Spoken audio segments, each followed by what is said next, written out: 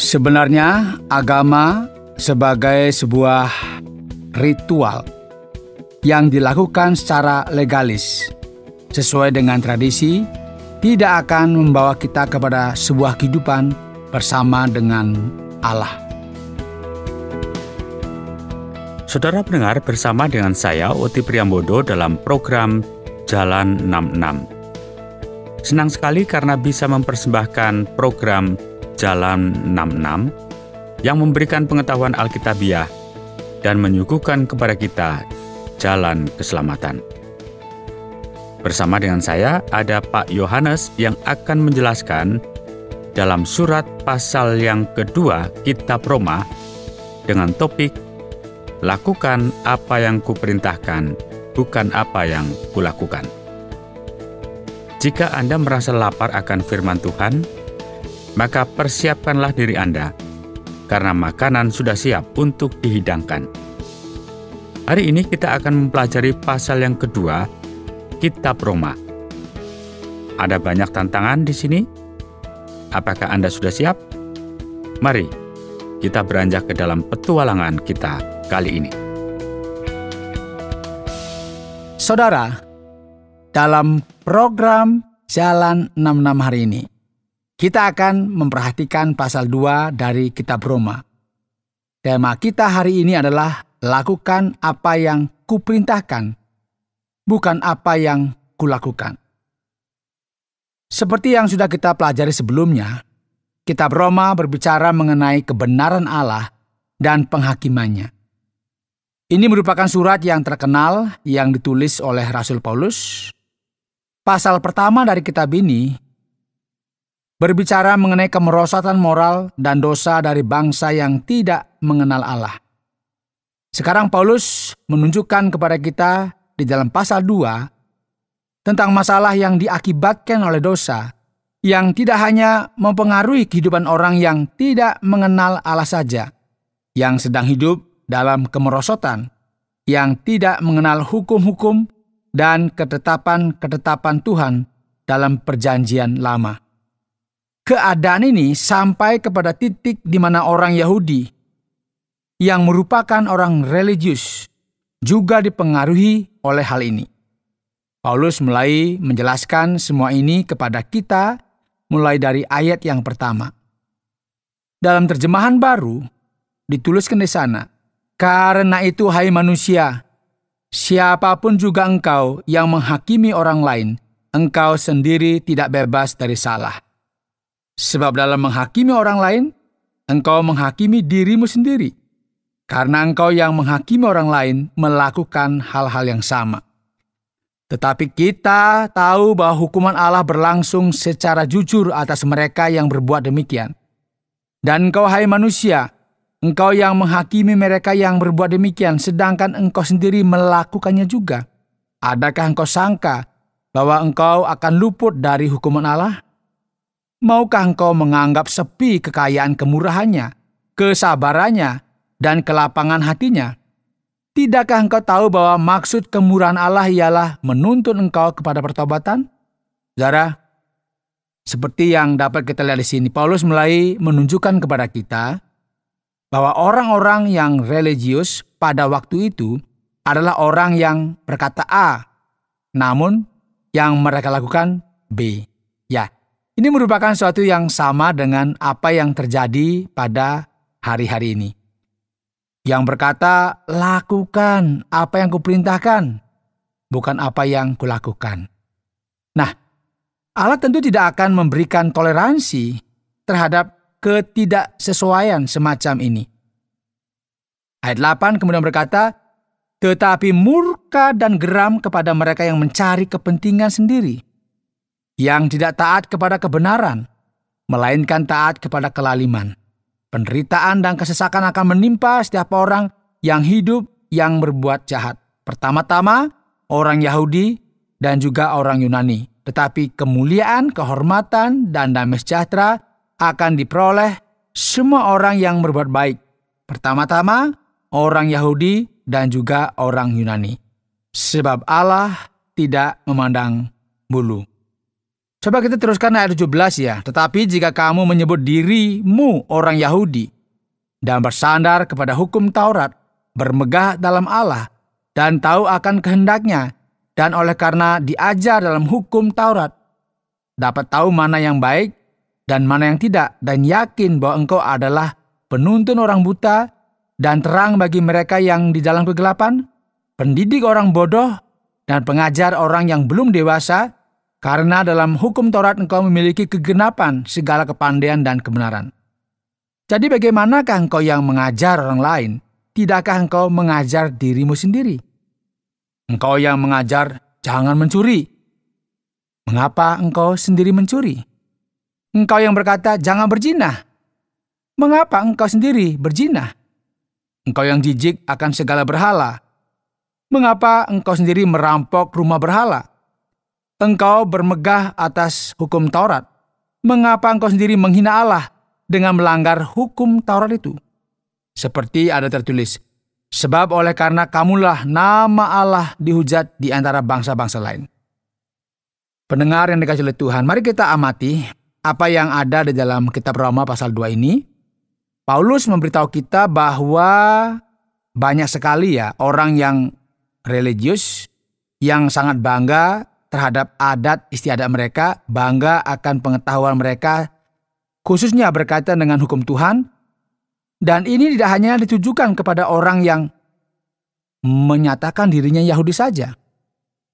Paulus berbicara mengenai orang-orang yang religius dari berbagai agama yang berbeda, bahkan mungkin agama Kristen, ya, karismatik, Lutheran, pokoknya yang ada di dunia ini, yang melakukan tindakan yang tidak sesuai dengan perkataan mereka.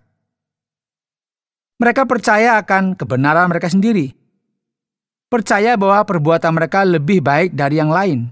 Oleh karena itu mereka mengikuti adat istiadat mereka. Dan sekarang kebenarannya adalah bahwa semua orang ini melakukan tindakan yang tidak memuliakan nama Allah. Dan Paulus juga menjelaskan tentang betapa banyaknya ya orang-orang yang rohani, yang berbicara atau memikirkan tentang hukum Taurat, namun sebenarnya apa yang mereka lakukan sangatlah tidak sesuai. Dan berbanding terbalik dengan apa yang kebanyakan orang percayai. Alkitab sendiri bukanlah sebuah kitab yang berbicara positif mengenai agama. Orang-orang yang rohani, yang religius dalam Alkitab, pada umumnya adalah orang-orang yang hidupnya jauh dari Allah. Sebenarnya agama sebagai sebuah ritual yang dilakukan secara legalis sesuai dengan tradisi tidak akan membawa kita kepada sebuah kehidupan bersama dengan Allah. Kita juga bisa mengamati dari apa yang dikatakan oleh Yesus dan rasul-rasulnya, yaitu bahwa mereka yang sangat sulit untuk menerima pertolongan ilahi adalah mereka yang rohani, karena mereka tidak dapat menyadari kelemahan mereka sendiri, dan hasilnya apa? Mereka tidak menerima pengampunan dari Allah. Mereka merasa bahwa diri mereka sudah cukuplah, yang mengakibatkan Allah melakukan semua ini. Allah itu benar, ya kudus dan sempurna. Penghakiman dan murkanya akan dinyatakan kepada mereka yang melakukan kejahatan dan dosa, baik kepada bangsa-bangsa yang tidak mengenal Allah, maupun kepada mereka yang religius, namun yang hidupnya tidak sesuai dengan kehendak Allah. Nah, di sini kita bisa melihat dalam bagian akhir dari pasal ini, dari ayat 25 dan selanjutnya, yang mulai berbicara dengan keras mengenai beberapa tradisi dan upacara keagamaan yang umum dilakukan pada zaman Rasul Paulus, yang menimbulkan alasan untuk bermegah dan membuat mereka merasa lebih tinggi dari yang lain, sebagaimana yang dilakukan oleh kalangan orang-orang religius. Paulus berkata sunat memang ada gunanya jika engkau mentaati hukum Taurat. Sebagaimana kita ketahui, ya, sunat merupakan sebuah upacara yang wajib dilakukan kepada setiap anak laki-laki pada usia 8 hari. Dengan cara ya mengerat kulit katanya sebagai tanda perjanjian Allah dengan umatnya. Ini merupakan tanda yang melambangkan perjanjian Allah dengan bangsa Israel. Banyak sekali kaum religius dari bangsa Yahudi pada waktu itu yang percaya bahwa mereka lebih tinggi dari orang lain karena mereka telah disunat. Oleh sebab itu, Rasul Paulus berkata kepada mereka bahwa sunat yang merupakan perjanjian Allah dengan manusia tidak memiliki arti apa-apa. Karena itu hanyalah sebuah tanda saja. Sunat menjadi berarti jika mereka melakukan hukum Taurat dan mentaati Allah. Ini semua dikarenakan hukum Taurat juga menjadi bagian dari perjanjian tersebut. Jika kita kembali melihat dalam kitab Keluaran, saudara, lebih tepatnya dalam pasal 19-24, di Sinai Allah membuat sebuah perjanjian dengan Israel. Dalam perjanjian ini ada hukum yang diberikan yang menjadi dasar dari hubungan manusia dengan Allah. Jadi, perhatikan ya, sunat tidak memiliki arti apa-apa jika orang tersebut tidak mentaati perintah Allah. Firman Tuhan kemudian berkata, tetapi jika engkau melanggar hukum Taurat, maka sunatmu tidak ada lagi gunanya. Nah, dalam gereja, kita juga banyak menemukan orang-orang seperti ini. Banyak orang merasa mereka lebih hebat, ya, lebih tinggi dari yang lainnya karena beberapa hal. Mereka merasa bahwa mereka lebih dekat kepada Allah daripada orang lain, lebih rohani gitu ya. Namun sebenarnya kita bisa melihat bahwa kehidupan mereka tidaklah jauh dari kehidupan orang lain juga yang jauh dari Allah.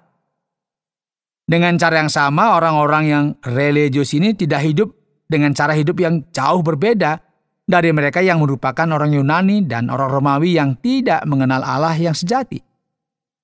Firman Tuhan berkata, jika demikian, maka orang yang tak bersunat tetapi yang melakukan hukum Taurat akan menghakimi kamu yang mempunyai hukum tertulis dan sunat tetapi yang melanggar hukum Taurat.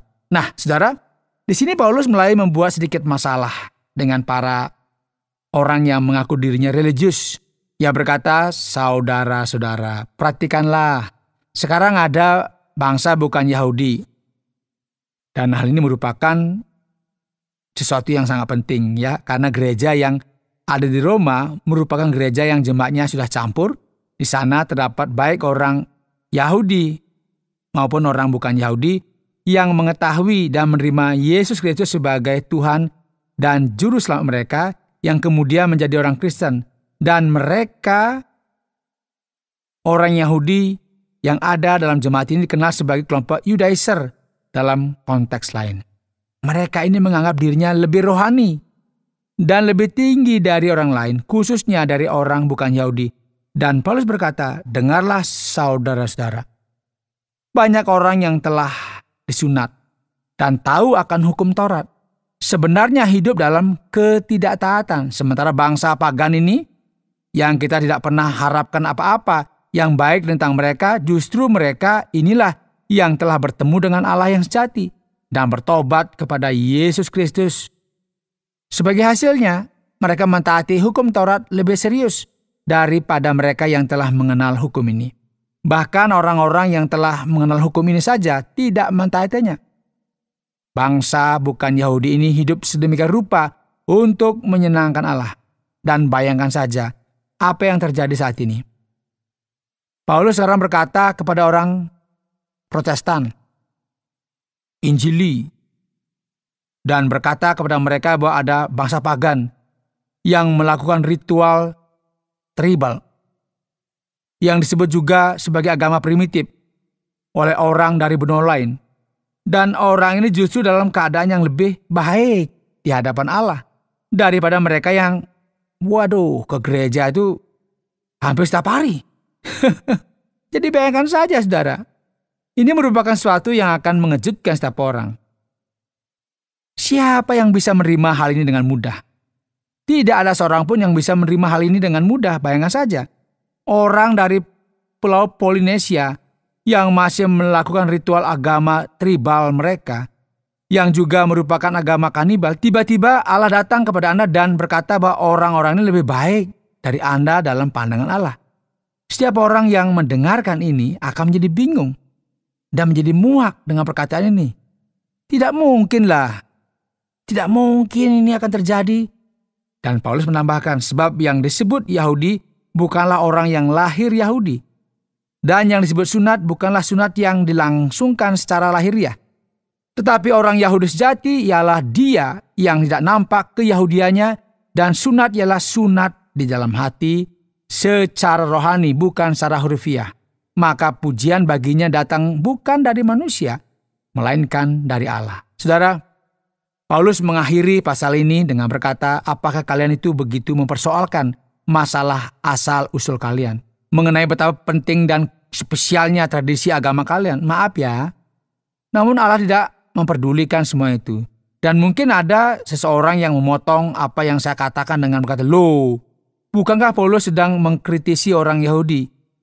Apakah masalah dia dengan orang Yahudi? Sekarang pertanyaan ini tidak masuk akal sebetulnya, karena Paulus sendiri adalah orang Yahudi. Jadi, ia tidak berbicara mengenai hal ini dengan maksud untuk menyerang etnis tertentu. Yang menjadi masalah bukanlah orang ini dari suku apa. Apakah dia ini orang Yahudi atau bukan. Masalahnya adalah ketika seseorang berpikir bahwa latar belakang mereka merupakan sebuah alasan untuk mereka bermegah. Masalahnya adalah ketika seseorang berpikir bahwa mereka lebih hebat dari orang lain. Sebagai contoh, seorang bisa saja merasa lebih baik dari orang lain hanya karena mereka ini adalah orang Amerika, orang Inggris, atau orang Jepang, Brasil, Eropa, Afrika. Namun dalam Alkitab, semua hal ini tidak memiliki kaitan apapun sebagai alasan untuk bermegah. Kita tidak akan lebih dekat dengan Allah hanya karena etnis kita, tradisi kita, atau seberapa kelihatan religiusnya kita. Allah peduli dengan apa yang kita lakukan dari dalam. Allah tidak hanya mengasihi orang yang telah bersunat. Menurut Paulus, setiap orang yang melakukan perjanjian dengan Allah, baik itu orang Yahudi atau bukan Yahudi yang telah disunat dalam hati, tidak perlu lagi melakukan sunat secara jasmani. Sebenarnya juga nabi dari Israel telah memberitakan hal ini. Allah tidak mencari sunat secara lahiriah, melainkan sunat dari dalam hati. Sunat yang dilakukan dalam roh. Dan inilah yang menjadi berharga. Paulus kemudian mengakhiri pasal ini dengan berkata, Allah akan membuat suatu ukuran dan mengukur segala sesuatunya sesuai dengan kebenarannya. Murka dan penghakimannya akan dijatuhkan kepada bangsa pagan yang tidak menyembah Allah, kepada para pendosa, bangsa bukan Yahudi yang hidup dalam kemerosotan, sesuai dengan apa yang kita baca dalam pasal yang pertama. Dan sekarang penghakimannya juga akan dijatuhkan kepada orang-orang yang religius, yang penuh dengan kesombongan, seperti yang dicontohkan oleh kaum religius pada zaman Paulus. Oleh karena itu, bangsa pagan dan orang-orang yang religius ini yang tidak mau menerima pembenaran dari Allah, ingat, akan menerima murka dari Allah. Anda sedang mendengarkan Jalan 66 dalam rangkaian Surat Roma pasal yang kedua yang telah dijelaskan oleh Pak Yohanes dengan topik Lakukan apa yang kuperintahkan, bukan apa yang kulakukan. Baik Pak Yohanes, terima kasih banyak. Dan kini kita sampai kepada bagian yang kedua dari program kita. Ini merupakan bagian di mana kita akan bertanya mengenai pasal yang kedua pada kitab Roma. Kita perlu untuk memastikan apakah kita sudah benar-benar mengerti mengenai semua detail yang ada di sini atau belum. Ada banyak sekali keraguan. Namun, yang akan menjadi pertanyaan pertama saya adalah pada pasal yang kedua ayat yang ke-12. Berdasarkan ayat ini, apakah bangsa bukan Yahudi atau yang kita kenal juga sebagai bangsa pagan tidak perlu untuk melakukan ke-10 perintah Allah, meskipun mereka tidak pernah membacanya? Benarkah begitu, Pak Yohanes? Iya, Pak Oti, ini sebenarnya merupakan bagian yang paling sulit untuk ditanyakan dalam kitab Roma. Memang sepertinya sedikit aneh. Bagaimana bisa bangsa bukan Yahudi, yaitu seseorang yang bukan Yahudi yang tinggal dalam lingkungan pagan pada waktu itu, melakukan secara alami hal-hal yang menjadi tuntutan dari hukum Taurat, meskipun mereka tidak memiliki hukum Taurat? Bagaimana bisa? Apa artinya? Paulus tidak berkata bahwa bangsa bukan Yahudi merupakan bangsa yang jauh, di dalam hatinya terdapat hati yang murni dan baik. Apakah itu dengan perasaan maupun kehendaknya? Bukan ini maksudnya. Ayat 12 memberitahu kita bahwa semua orang yang berdosa tanpa hukum Taurat akan binasa tanpa hukum Taurat. Dan semua orang yang berdosa di bawah hukum Taurat akan dihakimi oleh hukum Taurat. Paulus tidak mengatakan bahwa tanpa Allah, bangsa bukan Yahudi bisa selamat oleh karena ketidakbersalahannya. Ya, sering kita mendengar orang berkata, padahal dia ini orang yang baik sekali loh.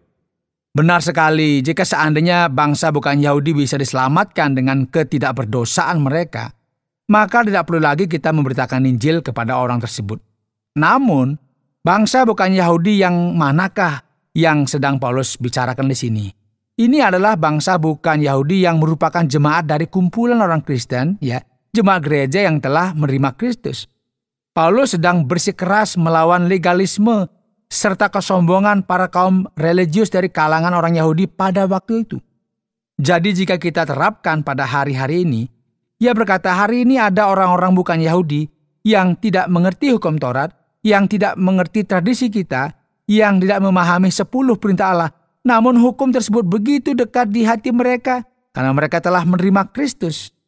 Jadi pada dasarnya, Paulus berkata kepada orang Yahudi ini, seharusnya kalian ini menjadi malu dengan apa yang kalian banggakan dari tradisi dan hukum Taurat yang tidak kalian taati dan ikuti tersebut.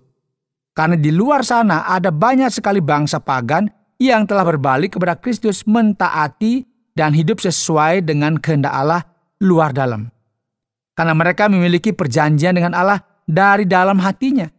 Mereka telah melalui sebuah sunat yang baru yang dikerjakan oleh Roh Kudus. Jadi inilah yang Paulus katakan, dan ini juga tidak ada kaitannya dengan orang yang baik dan naif dan mereka bisa diselamatkan.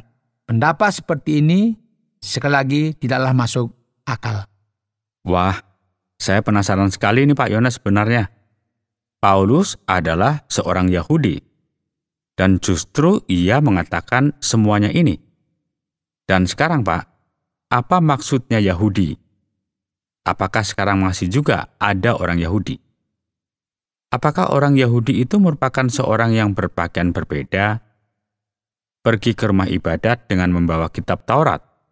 Baik, mari kita lihat bersama. Kita perlu memahami Alkitab dan lebih khususnya kita perlu memahami Perjanjian Baru dalam konteks yang sudah ditentukan. Jelasnya orang Yahudi masih ada sampai sekarang. Ini merupakan sesuatu yang benar. Karena Paulus berbicara mengenai mereka di sini, Alkitab berkata bahwa Yesus sendiri adalah orang Yahudi. Dan keselamatan harus datang dari bangsa Yahudi. Jadi orang Yahudi memang ada. Dan kemudian Alkitab memberitahu kita mengenai rencana Allah bagi bangsa Israel yang merupakan orang Yahudi. Jadi pertanyaan ini haruslah sesuai dengan konteks. Paulus berkata bahwa mereka yang merupakan orang Yahudi dari segi agama, bukan secara etnis, merupakan seseorang yang suka sekali dengan identitas mereka. Pertanyaannya adalah, siapa yang berada dalam perjanjian dengan Allah? Paulus menjawab, jika kita ada dalam perjanjian dengan Allah hanya dari luar, yaitu hanya karena kita lahir sebagai orang Yahudi, hal ini tidak berarti apa-apa bagi Allah. Dan inilah mengapa perhatikan ayat 29.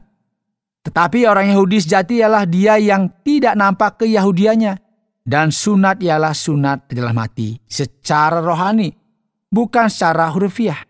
Jadi sekarang ini berarti bahwa Allah telah memalingkan mukanya dari bangsa Israel, yaitu umat pilihannya. Allah memiliki rencana bagi bangsa Israel, dan ini bisa kita lihat dengan jelas dalam Perjanjian Baru. Jadi Paulus tidak sedang mengkritik etnis, namun ia sedang mengkritik sistem keagamaan yang menilai bahwa manusia mampu untuk memperoleh pembenaran dari diri mereka sendiri. Ini merupakan masalah yang terjadi dengan orang Yahudi pada zaman Paulus, dan sekarang hal ini terjadi kepada beberapa tradisi agamawi, termasuk agama Kristen. Jadi dengan kata lain, agama tidak menyelamatkan siapapun. Begitu Pak Yones? Benar sekali, khususnya jika apa yang dilakukan sedemikian rupa. Baik, terima kasih banyak Pak Yones untuk semua bantuan yang sudah diberikan, yang sudah menyingkirkan setiap keraguan yang ada. Dan para pendengar yang terkasih, jangan kemana-mana dulu, karena kita masih ada yang perlu kita dengar. Saudara, hari ini dalam program Jalan 66, kita telah mempelajari kitab Roma pasal 2, dan tema kita hari ini adalah lakukan apa yang kuperintahkan, bukan apa yang kulakukan. Ada sebuah kebenaran yang luar biasa dalam bagian ini, yang akan memberikan pelajaran kepada kita, yang tentunya akan sangat berguna bagi setiap kita, yaitu kesesuaian adalah segala-galanya. Banyak orang memiliki berbagai pandangan mengenai kehidupan. Namun tentu saja saya akan sangat menghargai sebuah tindakan yang dilakukan dengan sungguh-sungguh, sesuai dengan apa yang mereka yakini. Setiap kita menghargai integritas dan kesesuaian dari orang lain. Setiap orang pasti melakukan kesalahan, dan bisa saja mereka melakukan sesuatu yang salah. Mereka bisa saja salah jalur oleh karena beranggapan yang salah. Namun yang perlu dikagumi dan dihargai adalah ketika seseorang memiliki sebuah kehidupan yang sesuai. Jika seseorang bisa hidup dalam sebuah kehidupan yang koheren, yang sesuai, meskipun apa yang mereka percaya tidaklah benar, betapa lebih kagumnya lagi kita dengan kehidupan seseorang yang mengikuti Allah yang sejati dan mentaati Injil Kristus. Yang luar biasa adalah bahwa kesesuaian merupakan sesuatu yang paling dihargai. Firman Tuhan sendiri juga berkata bahwa masalah yang terjadi dengan kaum religius ini adalah apa yang mereka katakan berbeda dengan apa yang mereka lakukan. Jadi saudara, jika kita mencoba untuk jujur dengan diri kita sendiri, kita akan sadar bahwa kita tidak akan pernah bisa hidup secara koheren atau sesuai dengan sempurna. Dan inilah pentingnya kita perlu meminta pertolongan dari Allah. Jangan lupa, bagi kita juga memperhatikan detail-detail ini dalam kehidupan kita. Kiranya Allah memberkati kita semua. Saudara pendengar, karena waktu yang tidak memungkinkan, kita akhiri program Jalan 66 kali ini. Kami menantikan Anda untuk tetap mengikuti pelajaran berikut dalam lanjutan pembelajaran Alkitab yang memberikan pelajaran menyeluruh tentang firman Tuhan. Jika Anda memiliki pertanyaan atau berespon terhadap topik berhubungan dengan program ini, silakan menyampaikan melalui WhatsApp ke nomor 081 333 777 386. Terima kasih atas perhatian Anda.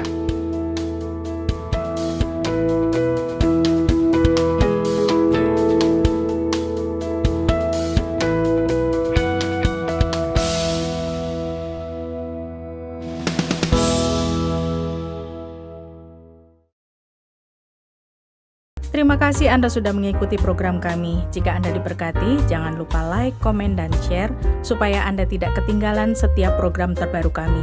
Jangan lupa juga untuk subscribe channelnya dan nyalakan loncengnya. Jika Anda ingin mendukung pelayanan kami, bisa melalui rekening kami berikut ini atau menghubungi kami di sini.